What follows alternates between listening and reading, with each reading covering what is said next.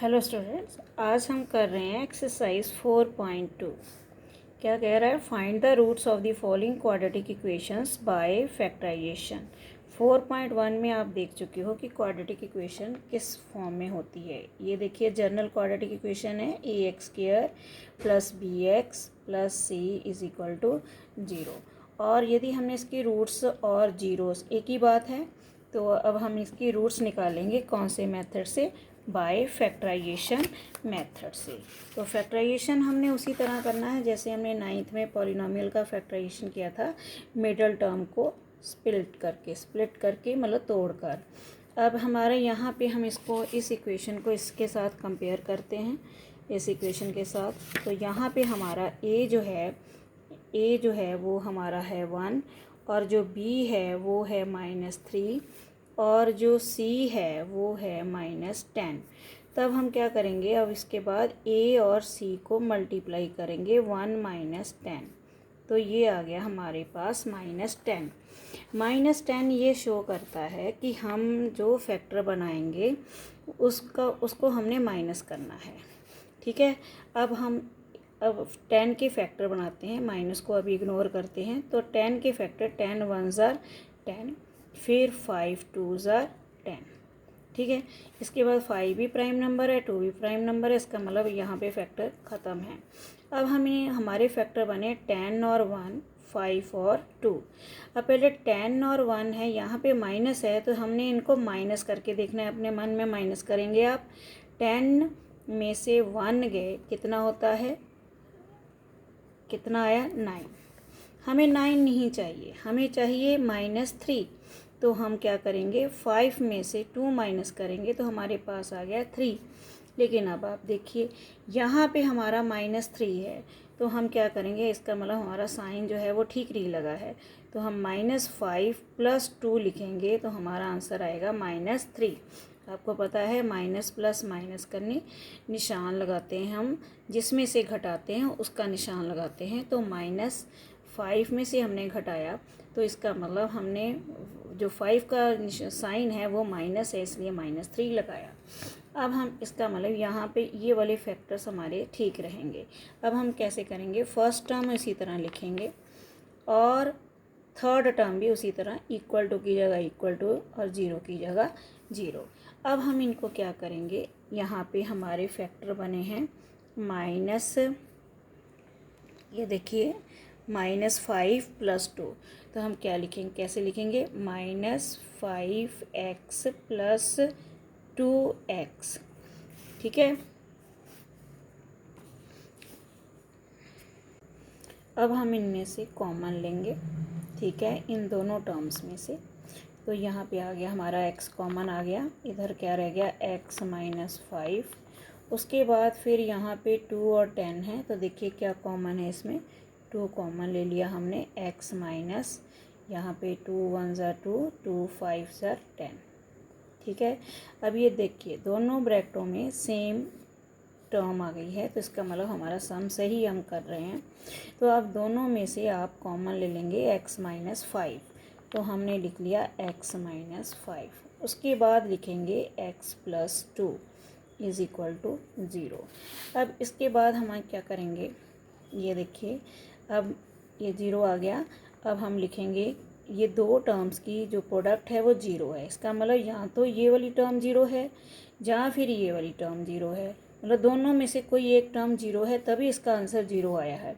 तो हम क्या लिखेंगे? Either x -5 is equal to 0 और x + 2 इज इक्वल टू 0। तो x इज इक्वल टू -5 उधर जाकर क्या हो जाएगा? प्लस, और +2 उधर जाकर क्या हो जाएगा? -2। सेकेंड सम देखिए, सेकेंड पार्ट इसका 2x² + x -6। अब इसको भी हम कंपेयर करेंगे इसके साथ। हमारा a आ गया हमारा 2, और b के साथ, b जो है x के साथ कोई कोफिशिएंट नहीं है, मतलब इनविजिबल तौर पे कौन सा कोफिशिएंट माना जाएगा? 1। तो b इज इक्वल टू 1 आ गया, c इज इक्वल टू -6। इसी तरह a और c को मल्टीप्लाई करेंगे -12। फिर यहाँ पे माइनस ये शो करता है कि जो हमने फैक्टर बनाने हैं उनको माइनस करके देखना है। 12 में से 1 गए, 11 हमें नहीं चाहिए, हमें चाहिए 1, इसके बराबर चाहिए, ये बीच वाली टर्म के बराबर। तो 6 में से 2 गए 4, तो 4 में से 3 गए 1। तो हमारे ये फैक्टर बने 4 और 3, क्योंकि यहाँ पे माइनस है, इसका मतलब एक टर्म के नंबर के आगे प्लस लगेगा, दूसरे के नंबर के आगे माइनस लगेगा। तो +4 - 3 कितना होता है +1। ठीक है, अब हमारा बिल्कुल आ गया +1, तो इसका मतलब हमारे फैक्टर बने +4 और -3।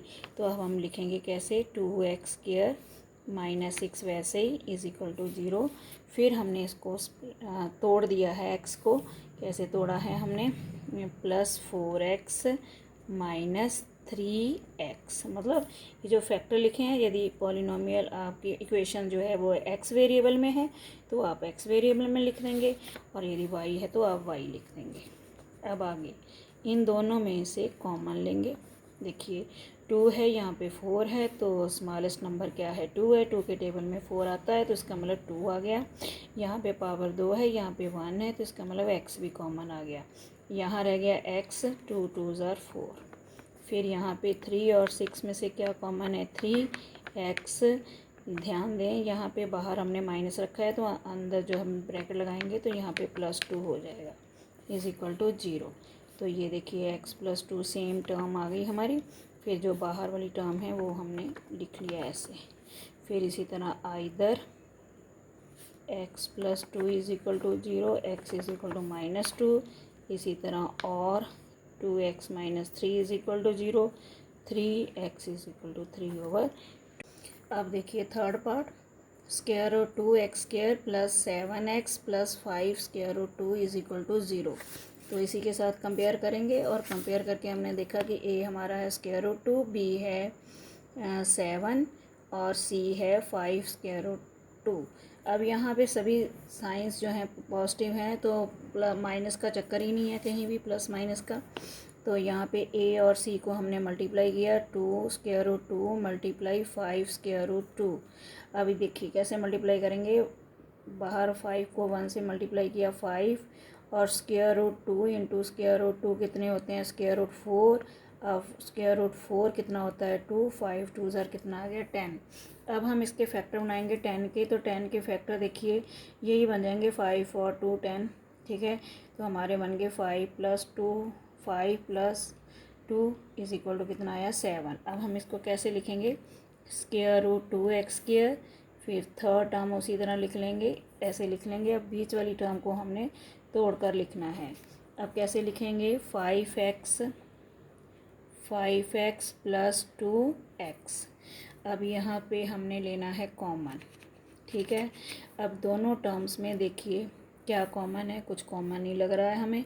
यहाँ पे हमारे √2 और 5 में तो कुछ कॉमन नहीं आएगा, लेकिन यहाँ पे x² है, यहाँ पे क्या है 1 है, तो हमारा क्या कॉमन आ गया x आ गया, √2x + 5। ठीक है, अब इसी तरह आपने 3 सम्स देख लिए हैं, तो इसका मतलब यहाँ पे भी हमारा सेकंड ब्रैकेट में √2 + 5 आना चाहिए, जहाँ पे हमारे पास है √2। अब ये जो √2 होता है वो किसका स्क्वायर होता है, √2 का स्क्वायर, मतलब इनविजिबल रूप से जो 2 है वो √2 का होल स्क्वायर है। तो यहाँ पे हमने कॉमन ले लिया √2, तो यहाँ पे हमारा √2 था, मतलब कि 2 मीन्स होता है √2 का होल स्क्वायर, इट मीन्स √2 × √2। तो हमने √2 एक निकाल लिया बाहर, तो हमारे पास क्या रह गया √2 यहाँ पे, और साथ में क्या रह गया x प्लस, और क्या रह गया यहाँ पे 5। देखिए दोनों सेम ब्रैकेट आ गए हमारे पास। अब यहाँ पे लिखेंगे √2x + 5, और बाद में जो बाहर वाली टर्म्स लिखी हैं वो लिख लेनी है आपने। ठीक है, =0। फिर इसी तरह आइदर और कर लेंगे, तो आइदर और करेंगे तो क्या आएगा, √2x + 5 = 0, √2x = -5, x =-5/√2। इसी तरह x + √2 = 0, x =-√2। इतना भी आंसर ठीक है। यदि आप पूरा आंसर मिलाना चाहते हो तो इसको रैशनलाइज कर लेंगे, √2 से ऊपर मल्टीप्लाई, √2 से नीचे मल्टीप्लाई, तो ये आ जाएगा -5 √2/2। वैसे इतना भी ठीक है। आगे अगला जो सम है हमारा, ये देखिए इसमें फ्रैक्शन आ गई है। तो सबसे पहले आपने फ्रैक्शन को सॉल्व करना है। कैसे? पहले आप इनका ले लेंगे एलसीएम, ठीक है। फिर 8 को 1 से डिवाइड करेंगे, 8 आया। 8 को 2 से मल्टीप्लाई 16x²। इस तरह 8 को 1 से डिवाइड किया, 8 आया। 8 को x से मल्टीप्लाई किया 8x। फिर 8 को 8 से डिवाइड किया 1, 1 को 1 से मल्टीप्लाई किया 1 इज इक्वल टू 0। अब यहाँ पे हमने क्या कर देनी है, क्रॉस मल्टीप्लाई। तो हमारा आ जाना है 16x² minus 8x plus 1, 0 multiply 8। 0 multiply 8 means क्या होता है, 0। तो ये हमारी क्वाड्रेटिक इक्वेशन बन गई। अब ये 16x² माइनस 4x, इसको भी इसी तरह तोड़ लेंगे हम, हमारे फैक्टर बनेंगे -4। फिर इसी तरह बिल्कुल वैसे ही सम कर लेंगे।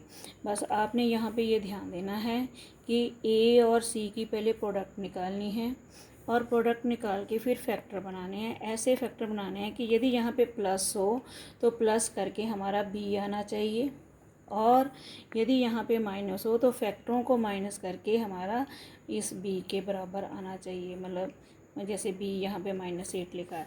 अब ये जो यदि हम ध्यान से देखें तो ये परफेक्ट स्क्वायर भी बन जाता है। इसी तरह का हमारा ये फिफ्थ सम है, वो देखिए इधर देखिए बिल्कुल सेम सम, ठीक है, उसी तरह कर लेना है। और इसी सम को, ये वाले सम को हम इस तरह भी कर सकते हैं परफेक्ट स्क्वायर बना के, 100x² minus 20x plus 1 is equal to 0। 100 किसका स्क्वायर है, 10x का स्क्वायर है। फिर ये 1 किसका स्क्वायर है, 1 का। फिर हमने इसको 2 बना लिया, 2ab। तो इसको ये फार्मूला बन गया, a² minus 2ab plus b² किसके बराबर होता है, a माइनस बी का होल स्क्वायर। तो ये बन गया 10x माइनस 1 का होल स्क्वायर। अब ये होल स्क्वायर है तो इसका मतलब 2 बार लिख सकते हैं हम, फिर उसी तरह लिख सकते हैं। यदि होल स्क्वायर है तो देखिए रूट्स क्या आ रही हैं, सेम आ रही हैं, रूट्स और जीरोस सेम है। आज के लिए इतना ही, थैंक यू।